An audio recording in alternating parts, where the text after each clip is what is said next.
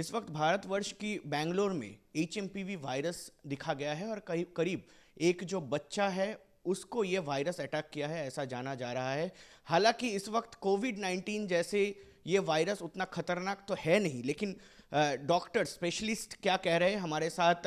Doctor Kunal शौरकर जुड़ चुके हैं जो कि कार्डियोलॉजी स्पेशलिस्ट है। सर, इस वक्त जो ये वायरस है, ये वायरस हम देख सकते हैं कि कोविड-19 कैसे पूरी दुनिया को हानि पहुंचाई थी, और इस वक्त ये वायरस कितनी खतरनाक है और इससे डरने की क्या सच में ज़रूरत है या कुछ हाइप क्रिएट किया जा रहा है?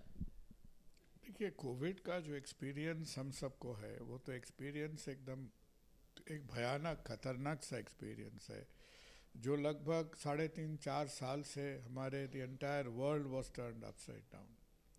कोविड हमारे लिए इतना खतरनाक क्यों थी? क्योंकि कोविड हमारे लिए इतना खतरनाक थी, उसका मेन वजह यही है कि कोविड के साथ हमारे कोई इंट्रोडक्शन नहीं था। हमारे बॉडी में, हमारे सिस्टम में कोविड जैसा वायरस कभी भी पहले हमारे कोई इंटरेक्शन नहीं था। उसके लिए वजह उससे क्या होती है, हमारे कोई सिस्टम का कोई इम्यूनिटी नहीं था, थोड़ा बहुत भी इम्यूनिटी नहीं था। अगर किसी का इन्फेक्शन आ गया, इन्फेक्शन आके वो एकदम सारा बॉडी यहाँ से ऊपर से लेके लंग्स तक फैला जाता था। अगर आप खुशकिस्मत हो, आप 5-7 दिन उससे बहुत आपका फीवर वीवर होके आप उससे उभरते थे, नहीं तो it almost had a 3 to 5% death rate, 3 to 5% mortality rate. और ये बात भी सही है, हाँ, जो अभी हम लोग उतना डिटेल में कोई कोविड के बाद डिस्कस नहीं किया। कोविड वाज 99% एक ह्यूमन क्रिएटेड वायरस। एक कोरोना वायरस होती थी जो रूटीन वायरस थी। कोरोना वायरस से काफ़ी इन्फेक्शन पहले भी हुआ है, बाद में भी होता था।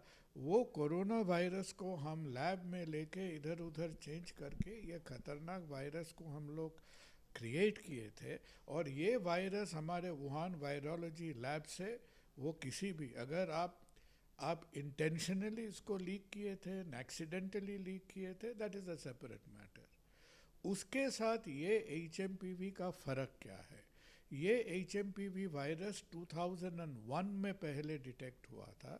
और ये जो आप मान लीजिए हर साल हम देखते हैं, हमारे घर में, शहर में, सब जगह में देखते हैं कि कभी बच्चों को, कभी हमारे जो बुज़ुर्ग है, जो एल्डरली पीपल को साल में 2-3 दफ़े ये फ्लू, चेस्ट, ये सब इन्फ्लुएंजा टाइप सिम्टम्स लगे रहते हैं। कुछ कॉमन वायरस हम लोग डॉक्टर्स लोग बोलते हैं रिस्पिरेटरी सिंसिटियल वायरस, RSV। सो अभी तक जो पहचान मिला है वायरस का, पहचान कैसा होता है? आप तो सिर्फ फीवर देख के, ये देख के, एक स्वॉब लेके RT-PCR करके आपको वायरस का पहचान नहीं होगा। जैसा आपका KYC होता है, हमारा KYC पासपोर्ट होता है, वायरस का पासपोर्ट है उनका जीनोम एनालिसिस। एक वायरस का अंदर आपको 200, 250, 300 ये प्रोटीन सीक्वेंसिंग, अमाइनो एसिड्स होंगे, तो वो डिटेल आपको देखना है।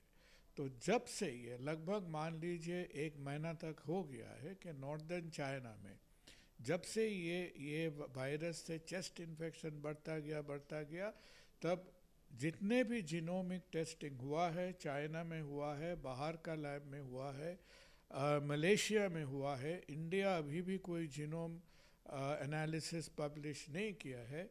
अभी भी हम लोग देख रहे कि भाई ये पुराने बंदा ही है ये, हाँ, ये कोई नया खतरनाक अजीब सा वायरस ये नहीं है। अगर वही है तो ये विंटर में हर जगह में ज़्यादा होती है चेस्ट इन्फेक्शन, अभी भी होगा, चाइना में भी होगा, इंडिया में भी होगा, बेंगलोर में होगा, कलकत्ता में होगा, दिल्ली में होगा। दिल्ली में तो ऐसा ही सब कोई खास रहे है, उसको वायरस का ज़रूरत ही नहीं है। दिल्ली का जो हाल हकीकत है उसका वायरस में ज़रूरत क्या है? ऐसा ही तो हर कोई लड़का रहा है वहाँ पे, तो वो बात से अलग है। तो अभी का जो साइंटिफिक इंफॉर्मेशन है, this is a routine increase of respiratory infection.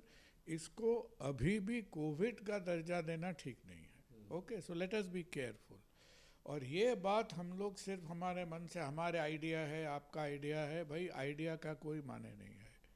जब अक्टूबर 2019 में पहले कोविड का पता चला था, 3 महीना हु का भी आइडिया नहीं था कि ये भाई ये मामला है क्या।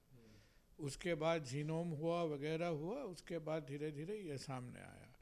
तो हम लोग को साइंटिफिकली एकदम अलर्ट रखना, जैसा आप बॉर्डर में खड़े रहते हो, हाँ, you are guarding for terrorist, उसी तरीका से scientific alertness has to be outmost, serious scientific analysis, genomic analysis करके इसको नज़र में रखिए। अब तक का जो आंखों देखा हाल है उसके तरफ इसको पैनिक करने वाली बात नहीं है। ये विंटर आ गया है, अभी चेस्ट इन्फेक्शन होगा, बढ़ेगा, 4-5 दिन रहेगा, ठीक हो जाओगे। और अगर हमारे जब हमको कोई फीवर फ्लू होते हैं, आप थोड़े 10 आदमी के तरफ जाके तो उसको भीड़ के अंदर में आप खड़ा नहीं रहते हो ना, आप अलग रहते हो, यू आइसोलेट करते हो, वही काम कीजिए, आइसोलेट योरसेल्फ, मेक श्योर।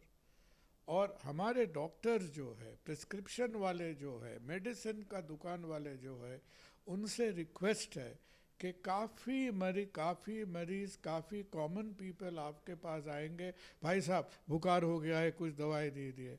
आपको हाथ जोड़ते हैं, हर किसी को फटाफट एंटीबायोटिक मत लगाइए। हाँ, अभी एंटीबायोटिक सप्लाई और एंटीबायोटिक रेजिस्टेंस का हाल बहुत ख़राब है। कुछ ही दिनों में एंटीबायोटिक मिलेगा नहीं जो काम करता है। तो इसी सिचुएशन में एंटीबायोटिक अब्यूज़ इस दूसरा खतरा है। तो वो प्लीज़ बी केयरफुल। हाँ, हर किसी को आप वो लॉजेंस खिलाने के तरफ एंटीबायोटिक मत खिलाइए, वो ठीक हो जाएगा। हम लोग को थोड़ा सावधान रहना है और गवर्नमेंट को एकदम अलर्ट रहना पड़ेगा एंड बी साइंटिफिकली अलर्ट। हाँ, हर कोई वर्ल्ड में दौड़ भाग कर रहा है।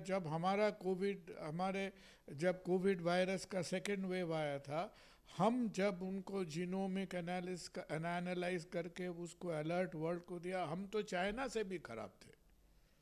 तो वैसा कहानी दोहरा नहीं चाहिए। That should not happen again. अभी का जो प्रेजेंट सिचुएशन है, be careful. Whatever be the virus का नाम HMPV हो, रॉयल बंगाल टाइगर हो, आप तो चाहते नहीं हो कि आपको 5 दिन के लिए बुखार हो जाते हैं। So let us be careful. अभी का सिचुएशन में उतना पैनिक के कोई बात नहीं है। It is an RNA virus, Covid के तरह दिखता भी नहीं है, वो हेयर स्टाइल नहीं है उनका, कोई स्पाइक वाइक नहीं है, 2-1 प्रोटीन है सरफेस में। और अगर वही बंदा है, वही उनका पहचान है, वो 1-2 महीना चेस्ट इन्फेक्शन का एक अपसर्ज रहेगा, धीरे धीरे वो ठंड हो जाएगा। Don't worry. बहुत बहुत धन्यवाद हमारे साथ बात करने के लिए। यानी कि डॉक्टर कुणाल शौरकर ऐसे कहते हैं कि पैनिक करने की कोई वजह नहीं है, क्योंकि ये RNA स्ट्रैंडेड वायरस है। और ये जो है कि दिखा जा रहा है कि जैसे कि हमारे बुखार होती है, वैसे ही बुखार और सर्दी ज़ुकाम की तरह ये काम करेंगे। लेकिन इससे अभी पैनिक करने की कोई वजह तो है नहीं, और साथ ही साथ कोविड के साथ कंपैरिजन करने की भी कोई वजह अब दिख नहीं रही है। कैमरा पर्सन ऑर्गो घोष के साथ अनिर्बान, आज तक, कोलकाता।